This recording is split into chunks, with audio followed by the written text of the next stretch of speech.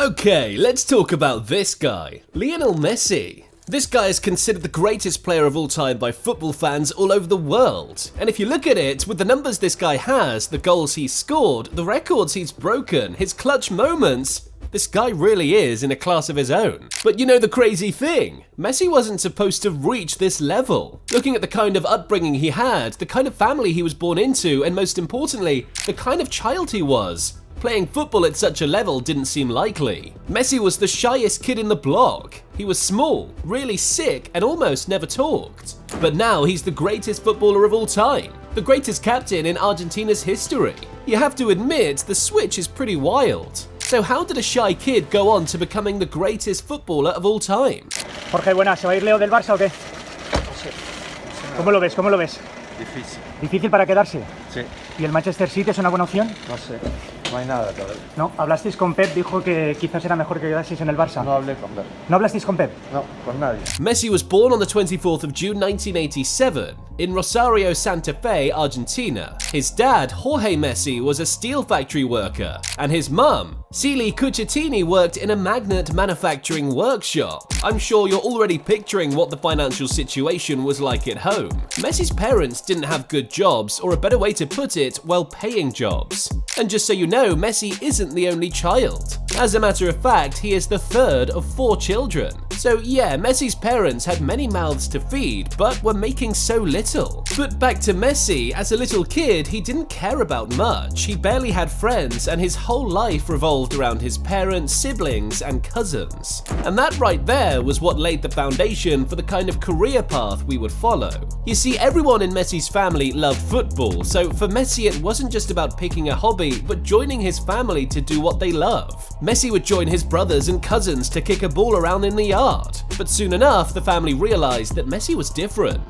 Messi didn't play like his brothers, cousins, or any other kid around. The boy was just different. His touches, the way he moved, the way he saw the game was on a different level. Anyone who watched Messi play could right away tell that the kid had talent. And of course, his dad, who was already a big football fan, took action. I mean, he knew his son was extra talented. He wasn't going to let any of that talent go to waste. So when Messi turned 4, he got him signed up for a local team called Grandoli. This was when things started taking form for Messi, because now he learned from real coaches. All the while, it was his dad and elder siblings coaching him. When the boy turned 7, he moved up the ranks and joined another club, Newell's Old Boys. And here Messi became a different kind of beast. He quickly became the club's most important player. Bro spent 6 years in his team and scored almost 500 goals. Messi was simply a menace. And it wasn't just about scoring goals, but the way he made the game look so beautiful. People gathered to watch not just because they wanted to see Newell win, but watching Messi play was what they needed to cool off after a long day at work. Messi would even occasionally perform tricks with the ball during halftime just to keep the crowd entertained. And don't forget, he was around 10. No wonder when River Plate came with an offer to sign the Wonder Kid, Newell straight up told them to back off. And speaking of 10, something tragic happened to Messi when he turned 10. Something that threatened his career. He got diagnosed with GHD, growth deficiency syndrome. In case you don't know what that means, it's a very rare condition that stops the human body from producing enough growth hormones. Basically, people with GHD are gonna have a hard time growing muscles, and growing tall in fact. Of course, immediately Messi's family realized what their son was dealing with. They started treatment. But remember, I said they weren't earning much, they just couldn't continue the payment. For a while, Messi's team, Newell, joined in paying for the treatment, but they also backed down. And come to think of it, they stopped paying for his treatment, but also didn't let River Plate sign him. Anyway, things took a different turn in 2000. One of Europe's biggest teams, Barcelona, wanted to meet him. They've been hearing stories of a footballing prodigy in Argentina. In September 2000, Messi arrived in Barcelona for his trial. Just one session was enough to blow the minds of the board. They just couldn't believe a 13-year-old could be that good. And right there and then, they made it their life's mission to have Messi play for them. Just so you know how obsessed they were with Messi, they didn't think twice when they heard about Messi's medical condition. They immediately reached into their account and settled all the medical bills. By age 14, Messi was perfectly healthy. His hopes and dreams of becoming a professional footballer were alive once again, and to make it better, he was with one of the biggest teams in the history of the game. Now medically fit, Messi was added to Barca's famous youth side, the La Masia Academy. Here he met other talented kids like Gerard Piqué and Cesc Fabregas. These guys quickly became friends, eating together, playing together, and watching the best of Mr. Football's videos on YouTube. And you can too by hitting that button down below. This academy has always been known for having the brightest talents in Spain. It's gonna take a whole lot to thrive here. You'll have to be super good to even make the bench team, not to talk of starting. But Messi, he quickly became the team's most important goal scorer, scoring 36 goals in 30 games at the end of his first season with the team. I'm talking about the 2002-2003 season. And trust me, Messi's numbers only got better. He was scoring goals for fun.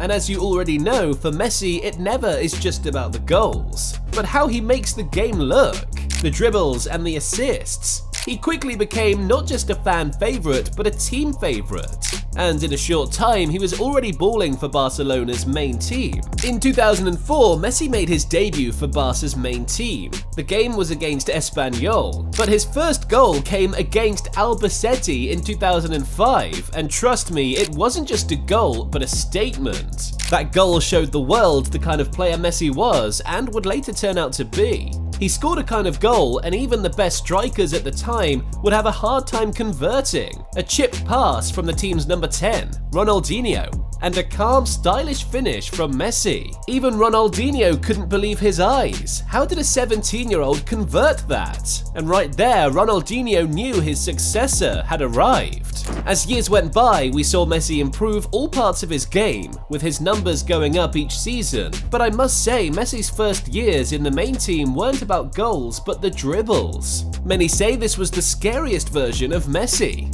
Long hair, long sleeves, right wing. Man, as a defender, Messi was your worst nightmare. And it got really crazy because it became a normal thing. Messi running straight at you only meant one thing: your ankle was getting broken. It didn't take time before Messi became Barca's most effective dribbler. Don't forget, this was a team that had Ronaldinho in it. But at the start of the 2008 season, things changed for Messi. First, Ronaldinho left the team to join AC Milan, and Pep Guardiola replaced Rijkaard as the team's new manager.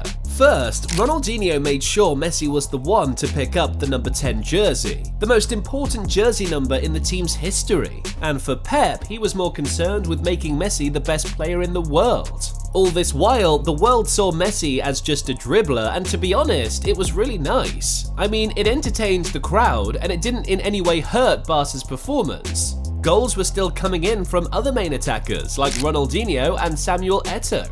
So yeah, it was all good.